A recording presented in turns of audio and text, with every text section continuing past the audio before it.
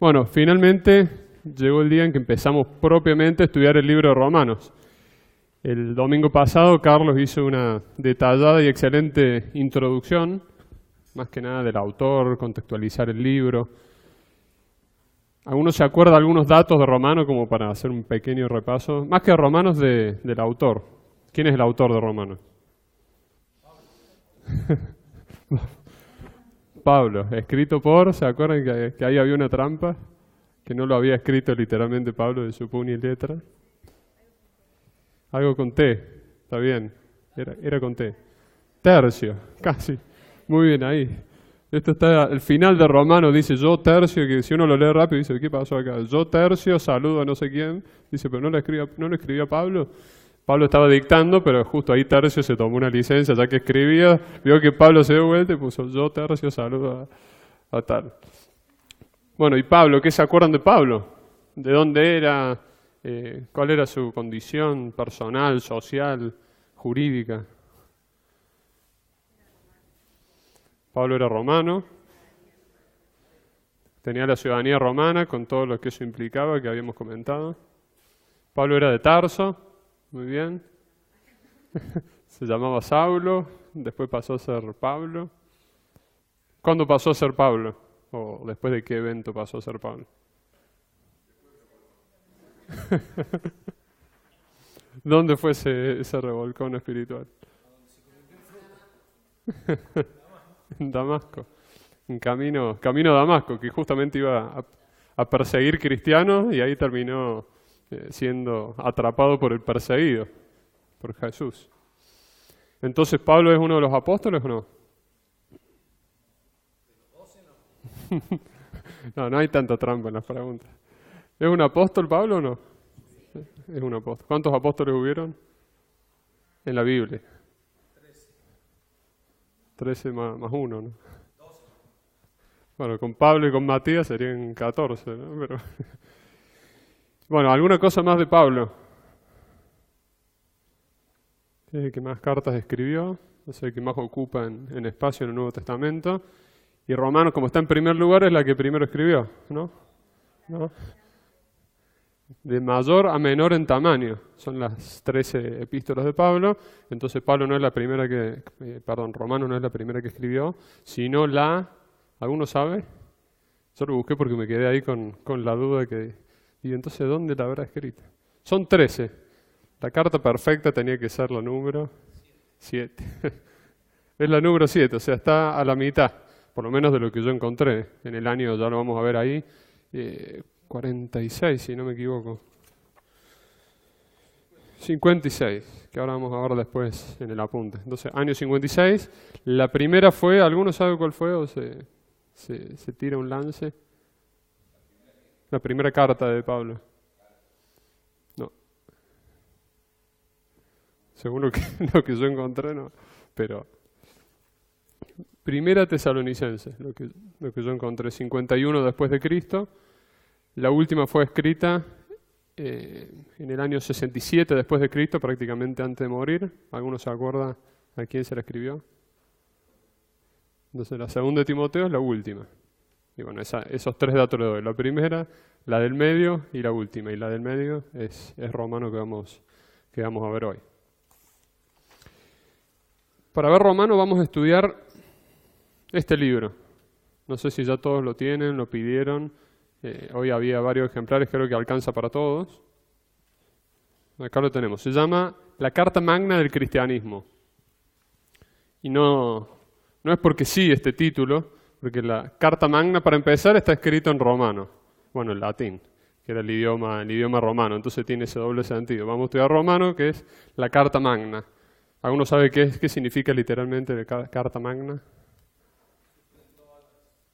De ahí viene la palabra, bueno, Carta Magna se dice hoy en día para referirse a la constitución de un país. Pero literalmente Magna significa grande. Y de ahí después se deriva en la más importante.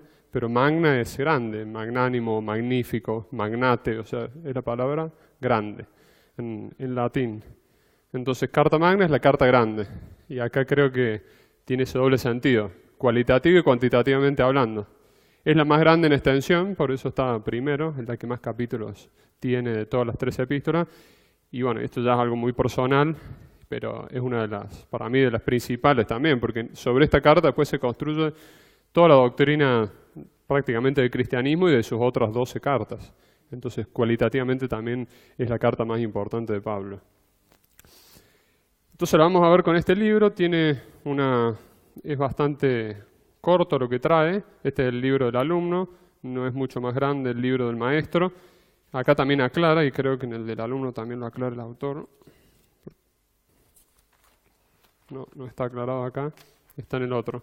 Pero la idea es que vayamos participando y agregando los maestros y los alumnos, con preguntas, con comentarios, que vayamos agregando lo que está acá y simplemente, bueno, ir completando. Entonces tenemos, si no me equivoco, son los 16 clases.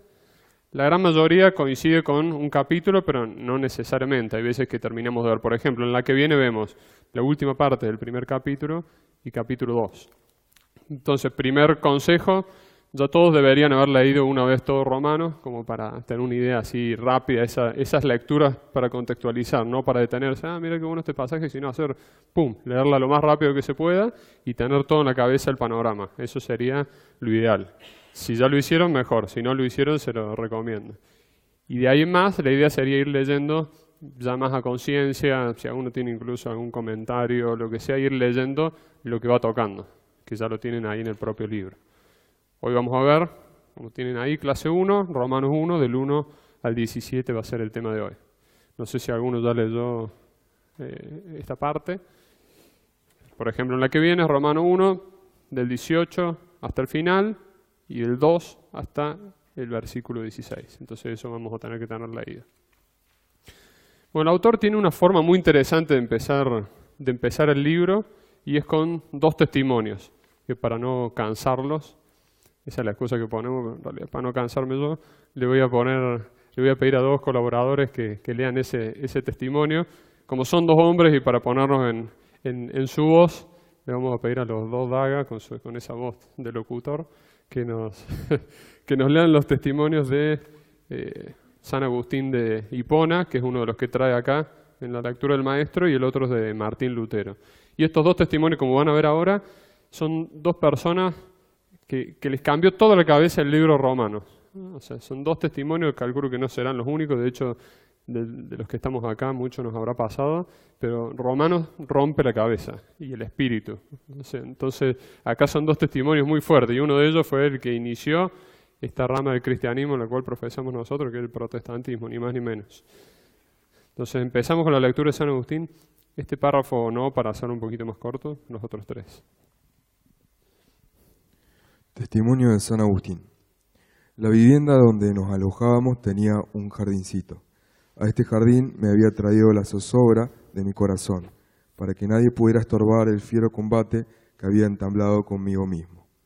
Cómo acabaría todo aquello lo sabías tú, pero yo no.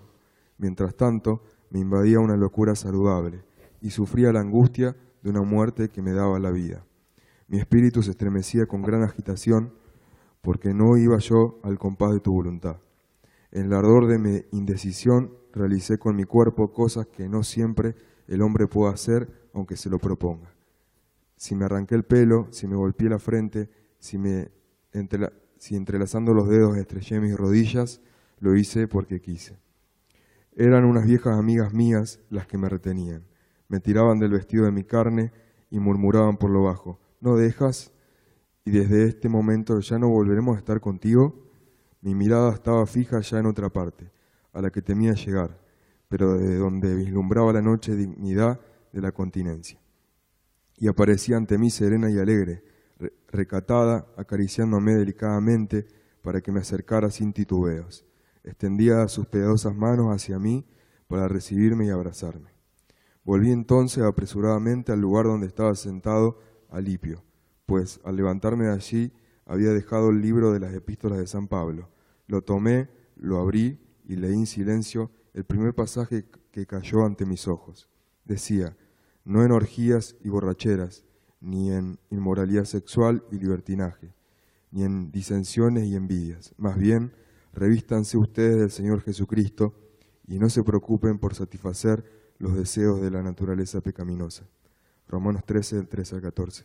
No fue necesario seguir leyendo.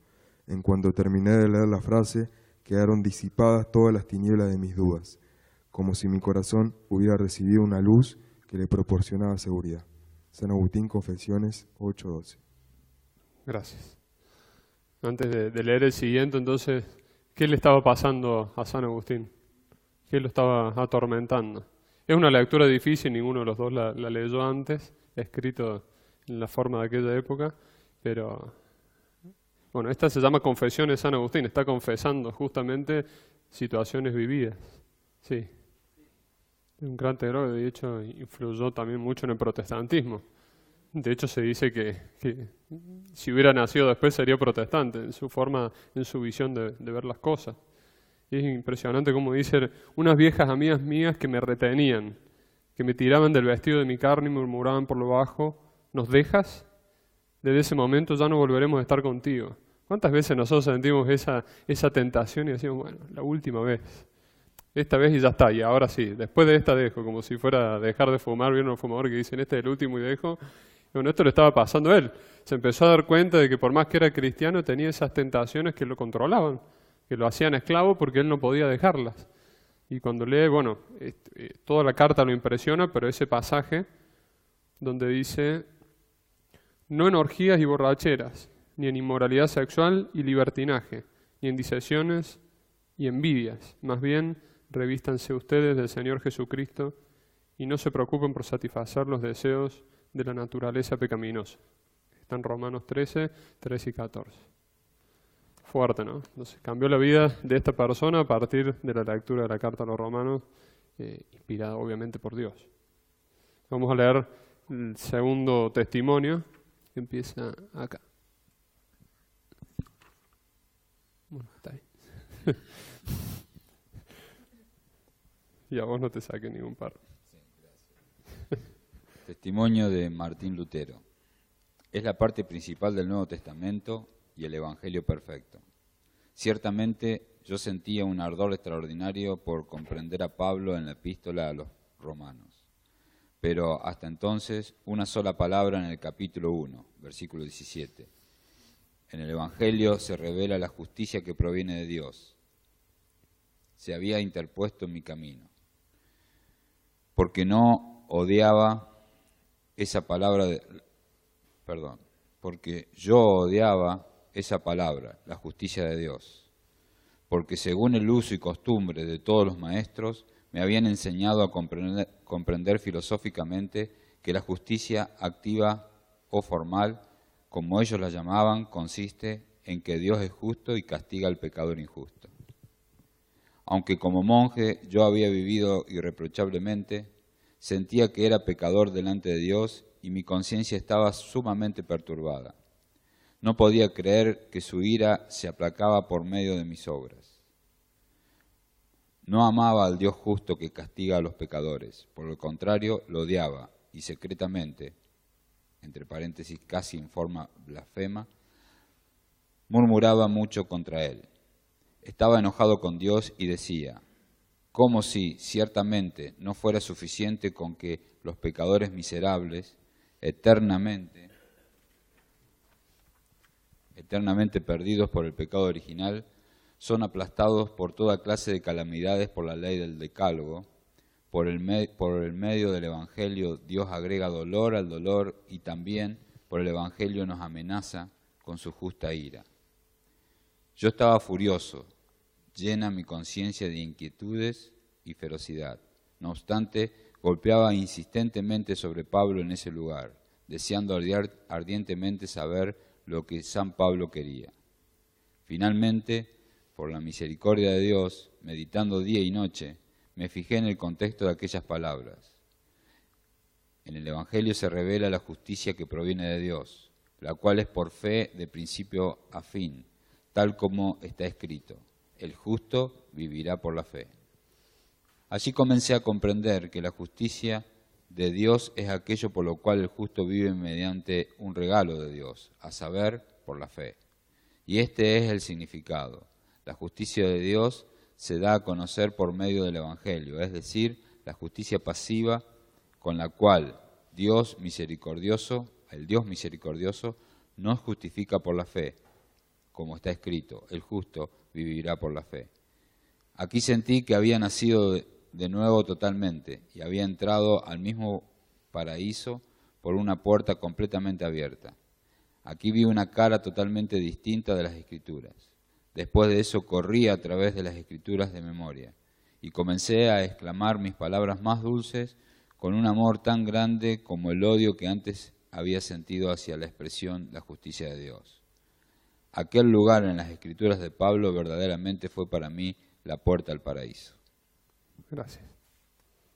Bueno, te lo dejo. Bueno, ¿qué sentía Martín Lutero antes de esa conversión espiritual? ¿Qué sentía hacia Dios? Odio, miedo. O sea, ese juez justo que iba a castigar a todos los pecadores, y él se sentía un pecador y que no podía hacer nada para dejar de serlo. De hecho, se flagelaba, se torturaba él mismo, se golpeaba para tratar de ser merecedor del perdón de Dios. Porque no veía dónde estaba realmente la clave en el Evangelio y en este caso en la carta a los romanos. Entonces él lo odiaba y ahí lo dice, como confesión secretamente a Dios. Porque lo veía como un Dios malo, que le exigía algo al hombre que el hombre no podía hacer. Y es verdad, o sea, ese es el primer paso, darse cuenta que eso no lo podemos hacer como vamos a ver esta carta.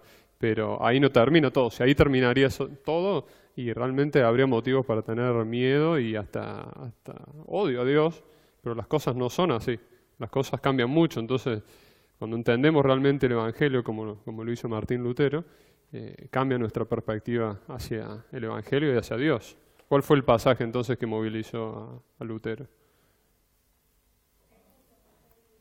El justo por la fe vivirá, que está en la parte que vamos a ver hoy, Romanos 1, 16 y 17, entre esos dos pasajes. ¿Quién de ustedes no tiene algún pasaje en la mente sobre Romanos que les haya influido? No sé si a este nivel, tal vez sí, pero ¿qué pasajes podrían decirme ahora, aunque no sepan la cita exacta, pero que se acuerden del libro de Romanos? Romanos 12, 1 y 2. Que hace poco se escuchó en una prédica. Tal cual.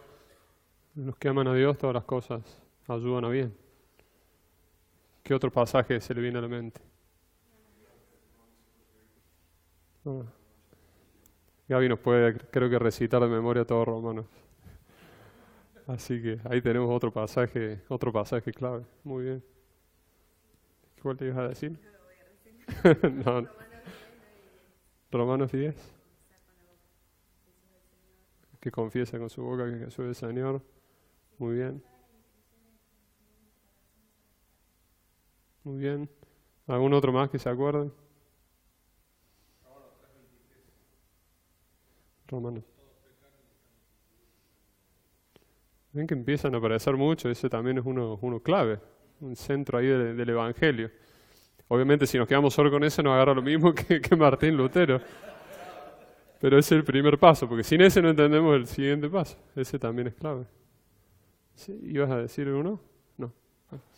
Yo me acuerdo que cuando a mí me torturaba también esto de apenas convertirse, decía hay cosas que las hago y que no puedo dejar de hacerlas a veces, y me acuerdo que lo hablaba mucho con mi abuelo, con Eros, no sé si la mayoría creo que lo conoce, y él me decía, mirá lo que dice Pablo, dice, las cosas que quiero hacer no las hago, y las que aborrezco esas hago. Creo que está ahí en Romanos 7, 14, 15, por ahí. Y uno dice, bueno, si a Pablo le pasaba esto, ¿cómo no nos puede pasar a nosotros? Y también eso es entender lo que nos está pasando como naturaleza pecaminosa. Saber que nuestro cuerpo es esclavo del pecado y que eso va a cambiar cuando aceptemos a Cristo en nuestro corazón. Con un proceso, pero que nos pasa es ese tironeo, esa lucha interna de no hacer lo que queremos. Sí. Si aguantas los siguientes 3, podés ver la luz. Bueno, ven entonces que hay muchos pasajes de Romanos que pueden cambiar vidas, que pueden incluso cambiar vidas de cristianos mismos, formas de ver forma de ver las cosas. Así que creo que esto nos tiene que motivar a estudiar Romanos. Y otra cuestión más que creo que nos puede motivar a estudiar Romanos, que a mí me ayudó mucho, es que hay mucha cuestión histórica escrita sobre Roma. Y se entrecruzan cuestiones y evidencias. No sé, tenemos escritores como Tácito, Plinio, Josefo, no son bíblicos, pero hablan de un tal Cresto, se ve que habían escrito mal, sale como Cresto en vez de Cristo, hablan de un tal Jesús. Entonces son evidencias históricas que uno puede contrastar de la Biblia con escritores no bíblicos y decir, miren, esta gente escuchó de un tal Jesús que estaba cambiando el mundo, que estaba cambiando cuestiones sobre esclavitud. Entonces a mí me ha servido para discutir con no cristianos, también hablar de las evidencias que encontramos del otro lado. Y hay muchas cosas históricas de Romanos que ayudan a evidenciar cuestiones históricas sobre Roma, no propiamente espirituales. Entonces está bueno a veces entrelazar porque nos ayuda a juntar la historia espiritual, por así decirlo, de Jesucristo con la historia no espiritual. Bueno, entonces, hecha esta introducción, vamos a empezar con Romanos 1, del 1 al 17. Como verán, el libro fue impreso a una página. No es ambientalmente sustentable, pero en este caso tiene una razón de ser, y es para que puedan tomar notas de la clase que estamos viendo del otro lado y que no gastemos otro papel y que ese papel se pierda. Entonces, por ejemplo, bueno, yo también voy anotando acá cuestiones del maestro, pero directamente podemos ir anotando al costado cuestiones que tengamos. Entonces esa fue la idea. Le voy a pedir a otro voluntario que lea Romanos 1, del 1 al 17. Para empezar la lectura de hoy. Romanos 1, del 1 al 17. Que por medio de sus profetas ya había prometido en las Sagradas Escrituras. Este Evangelio habla de su Hijo, que según la naturaleza humana era descendiente de David, pero que según el Espíritu de Santidad fue designado con poder, Hijo de Dios, por la resurrección. Él es Jesucristo, nuestro Señor. Por medio de Él y en honor a su nombre recibimos el don apostólico para persuadir a todas las naciones que obedezcan a la fe. Entre ellas están incluidas también ustedes, a quienes Jesucristo ha llamado. Les escribo a todos ustedes, los amados de Dios que están en Roma, que han sido llamados a ser santos, que Dios, nuestro Padre, y el Señor Jesucristo les conceda gracia y paz. Seguimos hasta el 17. En primer lugar, por medio de Jesucristo, doy gracias a mi Dios por todos ustedes, pues en el mundo entero se habla bien de su fe. Dios, a quien sirvo de corazón predicando el Evangelio de su Hijo, me es testigo de que los recuerde a ustedes sin cesar. Siempre pido en mis oraciones que si es la voluntad de Dios, por fin se me abra ahora el camino para ir a visitarlos. Tengo muchos deseos de verlos para impartirles algún don espiritual que los fortalezca, mejor dicho, para que unos a otros nos animemos con la fe que compartimos. Quiero que sepan, hermanos, que aunque hasta ahora no he podido visitarlos, muchas veces me he propuesto hacerlo, para recoger algún fruto entre ustedes, tal como lo he recogido entre las otras naciones. Estoy en deuda con todos ustedes, sean cultos o incultos, instruidos o ignorantes. De allí mi gran anhelo de predicarles el Evangelio también a ustedes que están en Roma. A la verdad, no me avergüenzo del Evangelio, pues es poder de Dios para la salvación de todos los que creen, de los judíos primeramente, pero también de los gentiles. De hecho, el Evangelio se revela la justicia que proviene de Dios, la cual es por fe de principio a fin, tal como está escrito, el justo vivirá por fe. Muchas gracias. Terminamos entonces con el pasaje que impactó a Martín Lutero. Bueno, tratamos de usar el micrófono también para cuando hablan ustedes, para que quede todo grabado. Entonces por eso insistimos con el micrófono para que quede todo grabado. Así que perfecto. Ahí tenemos entonces la lectura con la que empieza Pablo, hace muchas cuestiones de introducción. Entonces vemos cómo está organizada la clase de hoy. Habla de lo que es la redacción de la carta. Entonces lo que es, bueno, si empiezo a decirlo, a leerlo, les voy a quitar la sorpresa de cada línea. Pero ¿cuál sería la primera? ¿La qué de la carta? Sí, introducción podría ir perfectamente. Acá usa otra palabra que es difícil de adivinar, pero se refiere a esto. La ocasión, el contexto, la historia, la introducción. Un poco él empieza explicando después de los saludos por qué le está escribiendo. Que suele hacerlo Pablo. Entonces, ¿cuál es el motivo de la carta? Lo empieza siempre explicando él. En el segundo punto, ¿qué se les ocurre que vemos en el punto B? ¿El qué? El autor. El autor de la carta. Entonces, la ocasión de la carta, el autor de la carta y los destinatarios o receptores de la carta. Esos son los primeros temas de lo que es la redacción de la carta. Ocasión, autor y destinatarios o receptores. Ocasión, fecha. Ahí la tenemos. 56 después de Cristo. O sea, 56 años después de que había nacido Cristo, con lo cual, ¿cuántos desde que murió Cristo? 23 años desde que murió Cristo. Aproximadamente. Siempre saben que hay muchas discusiones en esto de cuándo efectivamente nació y la fecha exacta, pero podemos decirlo así. ¿Y el lugar? Bueno, acá lo dice. ¿Dónde fue el lugar entonces de escritura? En Corinto. ¿Alguno sabe dónde está Corinto? ¿Dónde? En Grecia. Ahí que es como esa punta de Grecia abajo de todo. Entonces, en Grecia. Y ahí muy interesante. ¿Cuál era la versión con que se leyó del 1 al 17? ¿Qué? NBI. Ahí es interesante porque cuando decía, creo que dice instruidos, no instruidos, algo así, se refiere a griegos y no griegos. Porque en realidad cuando Pablo habla de griegos se quiere referir a esto, porque los griegos eran como, bueno, los cultos de la época. Bueno, ustedes saben, todos los filósofos, Aristóteles, Platón, Heráclito, Sófocles, todos los filósofos griegos que influyeron en el mundo conocido, entonces eran como ellos se creían los sabedotodos. Y Roma, por otro lado, no era tan la culta, pero era la moderna, la capital del mundo. No sé si uno lo compara con Estados Unidos, la pelea que tiene Boston con Nueva York, por ejemplo.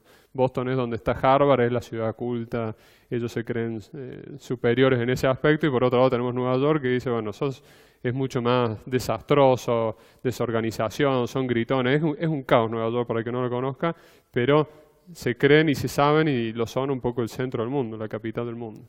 Bueno, esa era un poco la diferencia que había entre esas ciudades, y por eso Pablo menciona que esto no se trata de ser cultos o no, cuando habla de los destinatarios. Pero bueno, esto iba porque él estaba escribiendo desde la propia Grecia y no desde Roma. Motivos de la carta. Algunos lo vamos leyendo uno cada uno de los que menciona acá.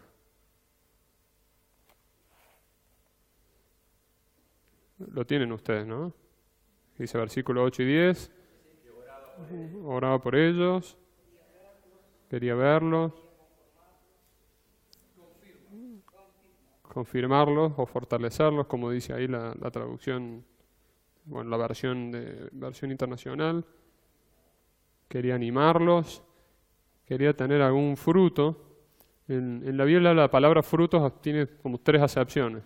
Pueden ser actitudes, pueden ser acciones justas y pueden ser nuevos convertidos. Entonces, en este caso, podía referirse a cualquiera de ellos. Tal vez querían más convertidos en Roma, por eso hablaba de frutos. Pero como vamos a ver, no es precisamente una carta de reto de Pablo. Gran parte de las cartas vemos que Pablo las escribe para darle con un palo a las iglesias, pero acá vamos a ver que no parece ser el caso. Realmente interesante eso, la presencia de Dios que tiene que haber habido en esa iglesia, en donde aparentemente todavía no había ido Pablo, no había ido Pedro, estaban en una ciudad complicada para hablar de Dios. Roma, todo era egocentrismo y antropocentrismo, es decir, todo giraba alrededor del hombre, y la visión antropocéntrica empezó ahí con Roma y Grecia, y la visión teocéntrica no era fácil llevar a la práctica en una ciudad como Roma, en ese imperio.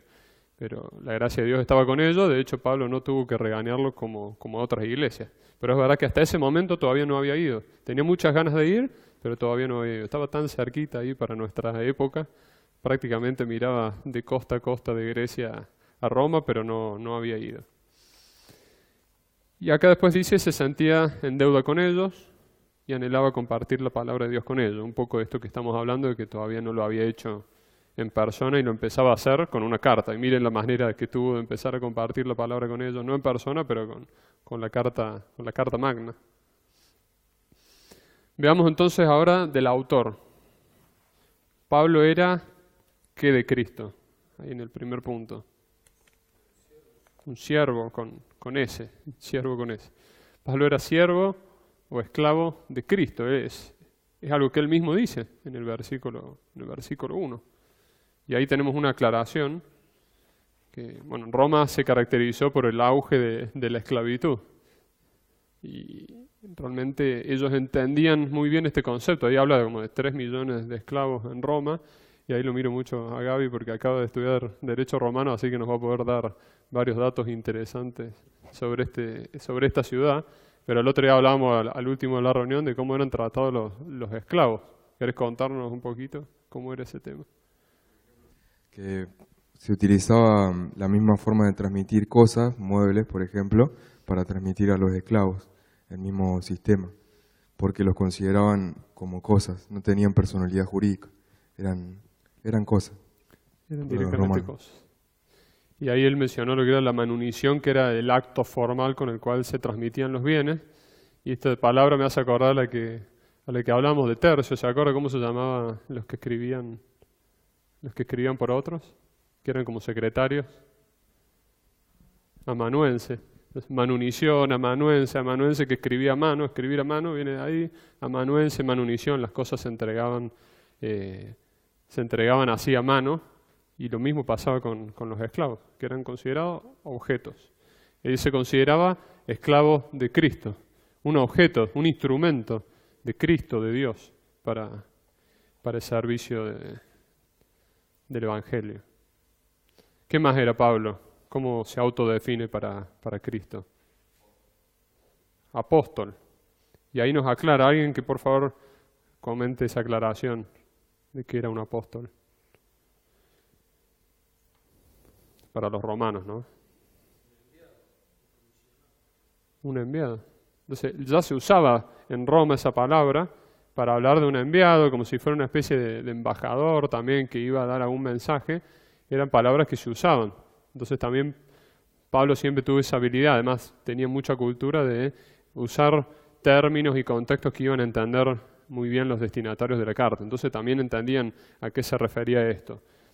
Después tenía que explicar por qué era apóstol Pablo, y ahí explica, lo veíamos un poco el otro día, de cuál era la situación por la cual es apóstol desde el punto de vista espiritual. Y acá hay varias discusiones sobre el apostolado, y bueno, también podemos decir en un sentido amplio que apóstol es ser enviado, y nadie va a negar hoy en día que hay enviados de Cristo. Pero bueno, tal vez se asemejaría más a lo que es un misionero o un predicador. Entonces tenemos los apóstoles de aquella época que fueron, los 14 técnicamente hablando, que tuvieron ese contacto directo con Jesús. Y después tenemos, si queremos usar ese mismo término, como Pablo habla del oficio de apóstol, como un enviado. Pero no tendría nada diferente a un enviado, a un misionero, por ejemplo. Pero bueno, tema para después ampliar cuando veamos cuestiones del apostolado, cuando veamos más adelante estos temas. Pero bueno, se las dejo ahí picando, si existe o no ese don en la actualidad, como don particular y qué contenido tendría. Y en tercer lugar, versículos del 1 al 4, Pablo fue, todas valdrían, la verdad, o sea, podríamos poner todas esas, pero estamos dando ahí justo la que el autor puso acá, santo, ¿cómo se traduciría? Apartado. Y bueno, todas valen, para poner acá lo que pone el autor. Y acá no sale específicamente de Romanos, sino que lo vemos en Hechos del 11 al 15. Hechos 9, del 11 al 15. Buscamos Hechos 9, 15 nomás. Lo leo yo. Hechos 9, versículo 15, ahí da un poco más, pero dice, el Señor le dijo, ve, porque instrumento escogido me es este, para llevar mi nombre en presencia de los gentiles y de reyes y de los hijos de Israel. muy relacionado con esto de ser apóstol y de ser siervo. O sea, es como un resumen de las dos. Un instrumento que Dios escogió para predicar el Evangelio. Entonces esto de ser escogido, de ser santo. ¿Apartarse es aislarse del mundo o no?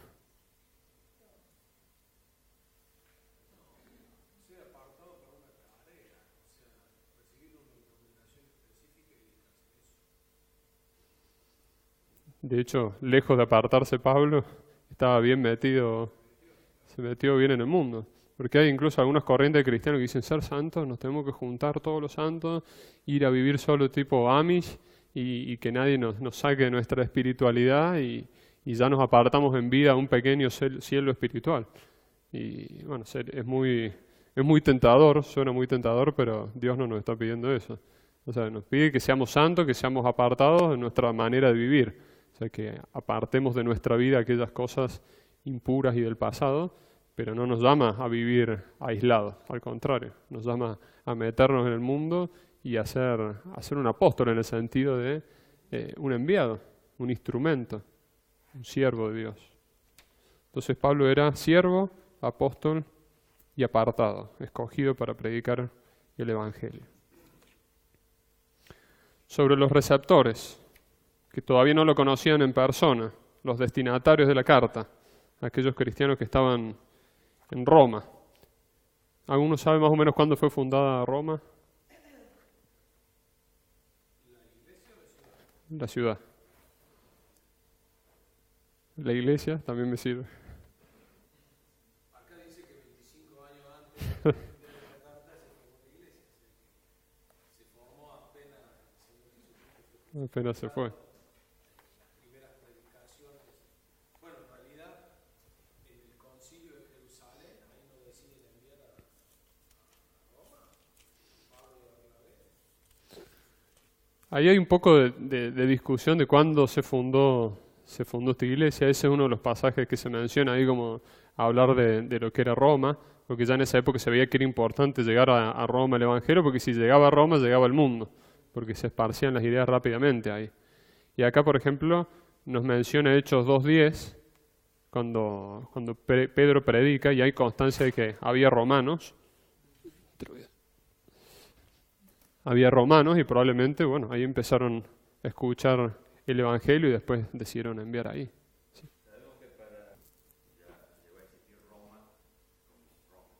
Tal cual, 753 antes de Cristo es la fundación de Roma. La leyenda cuenta de esta historia de Rómulo y Remo, amamantado por la loba, que después terminan sorteando a ver a quién le tocaba cada una de las 7 colinas en las que fue fundada Roma, y después un hermano mata al otro y después acusan de la Biblia de plagio, cuando nos hace acordar mucho a Caín y Abel. Por envidia un hermano mató al otro. Y bueno, y esa es la leyenda de la fundación de Roma.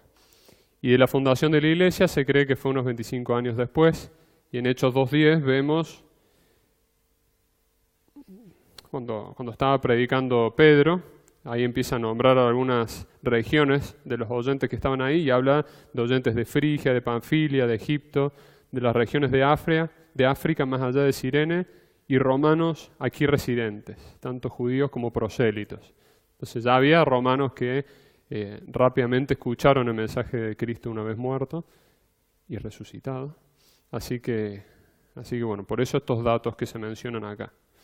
Y acá pregunta cómo eran los creyentes de Roma. Alguno que nos comente esa parte que dice cómo eran. Dice, los creyentes de Roma eran...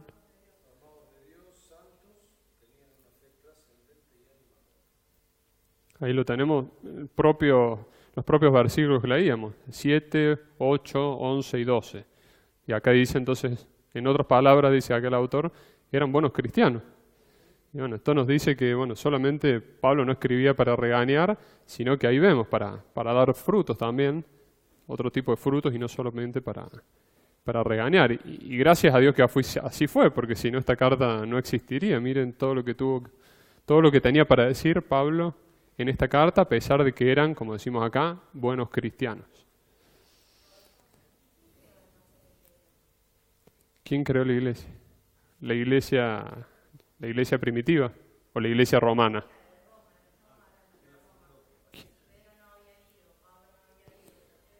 Bueno, la verdad que no hay datos así de una persona que sepamos fue tal. O sea, por eso se empiezan a unir datos y fechas para saber, bueno, cuándo llegó el mensaje, que era lo importante, porque en aquel momento no se conocía nada de todo esto. Decir, bueno, ¿quién inspiró a estos hermanos para que nazca la iglesia? Y no sabemos, probablemente sería algunos de estos que estaban en la predicación de Pedro, pero...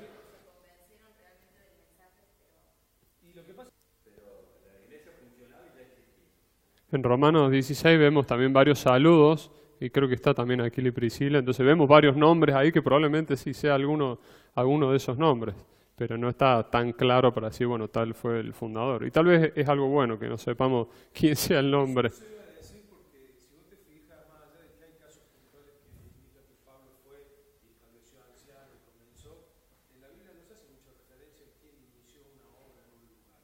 Lo importante es que la obra esté. La iglesia de Roma era la iglesia de Roma y ya está. Aquí la arrancó, llegó el evangelio y ingresó. De hecho, sí, Pablo, bueno, no sabemos si sabía o no, pero destacaba lo bueno que era esa iglesia y nunca dijo, uy, tal persona que la fundó y bueno, tal vez es justamente para eso, para tratar de evitar, no sé, focalizarnos en seres humanos. Entonces no sabemos exactamente quién fue.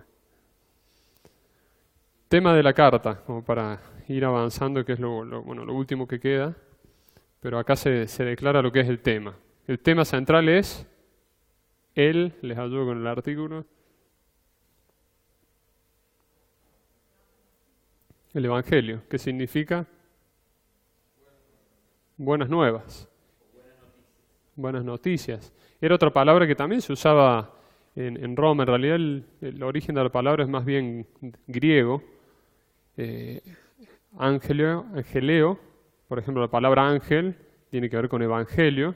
Y normalmente un ángel anuncia cosas buenas, no imaginamos un ángel que anuncie cosas malas, por eso se relacionaba con esa raíz de la palabra y se usaba en aquel momento la palabra buenas noticias. Un emperador daba un evangelio que era buenas noticias muchas veces, pero en este caso eran buenas noticias con mayúsculas y buenas noticias para salvación, como ya sabemos, como pone ahí, buenas noticias. El evangelio es la mejor noticia porque nos dice cómo ser salvos. ¿Y de quién es el evangelio que presenta Pablo en Romanos? Es el evangelio, alguien lo dijo, en voz baja, de Dios. Y acá él mismo lo va diciendo. Primero vemos los 3 espacios a completar y después nos detenemos. La segunda dice es el evangelio de Cristo. Y la tercera, el evangelio de...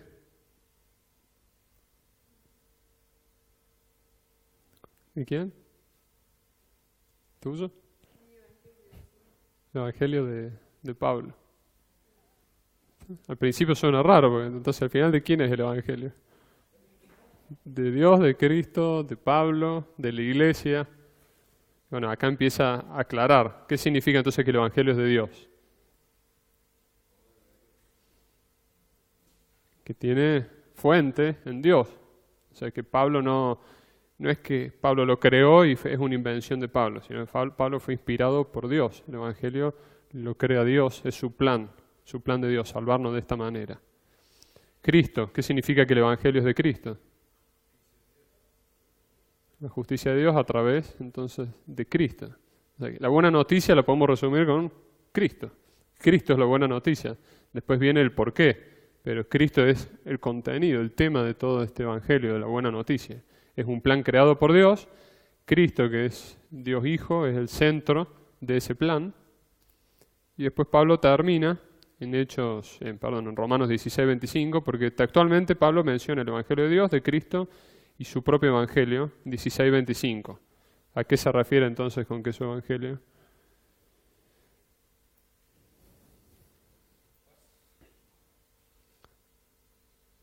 Ahí no sé si ustedes lo tienen en... Claro, que puede ser que no tengan algo que yo creo que tienen.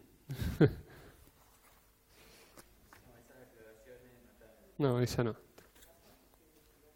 Claro, entonces cuando yo les decían ahí lo tienen para leer, no tenían nada, pobre.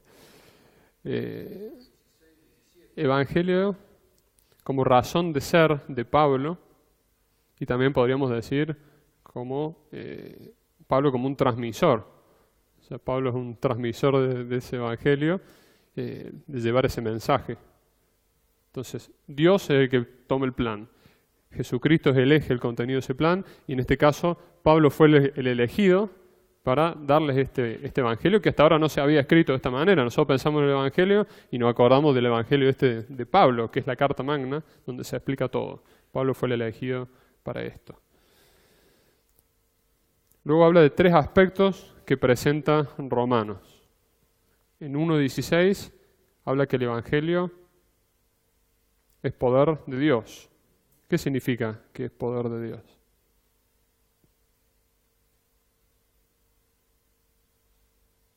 ¿Cómo se manifiesta el poder de Dios con este evangelio, con esta buena noticia?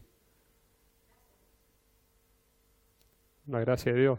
¿Qué significa gracia? Un regalo inmerecido que transforma vidas. O sea, Martín Lutero entendió que pasaba de ser un pecador condenado, fue transformado a ser salvo. O sea, Dios transforma nuestras vidas con poder, por eso es poder.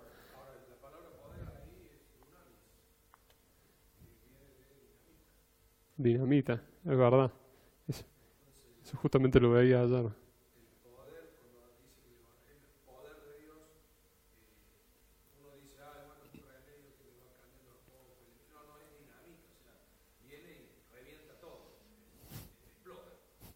Bueno, a Lutero le explotó un rayo, prácticamente, literalmente.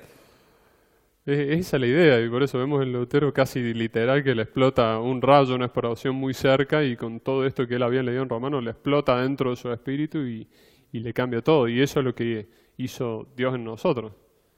Los que somos salvos, Dios en algún momento hizo ese clic y explotó adentro ese poder dinámico, dinamita de Dios. Entonces el Evangelio es poder de Dios. El Evangelio es, en el segundo punto, justicia de Dios. ¿Qué significa que estas buenas noticias son la justicia de Dios? Una palabra que se menciona más de 30 veces en el libro de Romanos, la palabra justicia. O sea, es un tema central, la justicia de Dios. Y misericordia, claro, a los miserables de corazón, eso significa misericordia. Y tal cual, o sea, Dios nos hace justos a través de Cristo. Entonces no aplica la justicia esa que veía Martín Lutero, que castiga, sino que nos hace justos a través de Cristo, nos mira. Y ahí es cuando el Evangelio se transforma en justicia de Dios en ese sentido. Y por último, el Evangelio es paz. Después de la transformación, después de sentirnos justificados, y empezamos a usar estos términos, a través de Cristo, a pesar de lo que somos, sentimos paz. Esa paz que le invadió, vuelvo a insistir, a Lutero, a San Agustín, a nosotros mismos cuando nos sentimos cerca de Dios. Entonces estamos en hora, así que estamos terminando. ¿Cuál es entonces la llave? La llave del Evangelio. La fe, como dice acá. La fe es la llave. ¿Qué es la fe? Eso está en Hebreos 11.1. Hace poco creo que predicó José sobre ese tema. Hebreos 11.1. Yo les recomiendo, además de leer Romanos, cada vez tienen más tarea, leer todo Hebreos 11.1. Bueno, todo Hebreos 11. Es impresionante todo el repaso que hace bíblico de la fe en los hombres de Dios, en la fe de Noé, en la fe de Abraham, en la fe de Moisés. Entonces les recomiendo leer ese pasaje para completar esto de la fe como llave del Evangelio. Tal cual. Habacuc 2.4 y después Pablo lo utiliza en Gálatas 3.11, vuelve a decir el justo por la fe vivirá, y después en Hebreos 10.38 también volvemos a ver el justo por la fe vivirá. Justo después viene Hebreos 11, una aplicación práctica de cómo fue esto de la justicia. Para terminar con esta pregunta, ¿qué podemos esperar entonces o qué aplicación práctica podemos llevar de la carta de los Romanos? ¿O qué podemos esperar sobre la carta de Romanos como dice acá el libro? Que se afirme nuestra fe, ¿verdad? Como estos grandes hombres de Dios, que eran cristianos, vamos a decirle así, o pongámosle comillas, tampoco sabemos exactamente cuál era su situación, pero no eran inconversos, incluso algunos de nosotros podemos llegar a sentir ese avivamiento, otra vez que explota una segunda explosión dinámica dentro nuestro que nos hace entender cosas que leímos miles de veces toda nuestra infancia y recién ahora lo vemos. Y de Pablo también destaco, en relación con lo que veíamos el otro día, Pablo incluso físicamente no era muy atractivo, lo tenemos en varios pasajes que se decía eso, pero es impresionante cómo Dios fue formando a Pablo con todo lo que él necesitaba tener para escribir esto y para influir en el mundo y tener el Evangelio de Pablo como transmisor. Entonces también veámoslo desde el punto de vista práctico en cómo Dios ahora está formándonos a nosotros. El trabajo que estemos haciendo, la gente que vemos a diario, la carrera que estamos estudiando o que vamos a estudiar, los amigos que tenemos, ahí donde estemos, el trabajo que tengamos en relación de dependencia como jefe, todas esas cosas son cosas que Dios está utilizando para formarnos para un propósito que Él tiene. Entonces veámoslo de esa manera. Dios en este momento nos está preparando para un plan. Entonces dejémonos usar, seamos siervos, seamos apartados y tengamos fe en que ese plan va a llegar. Bueno, no sé que estamos extendidos, pero no podemos terminar sin una oración y como siempre les pedimos a uno de los dos pastores que nos acompañe.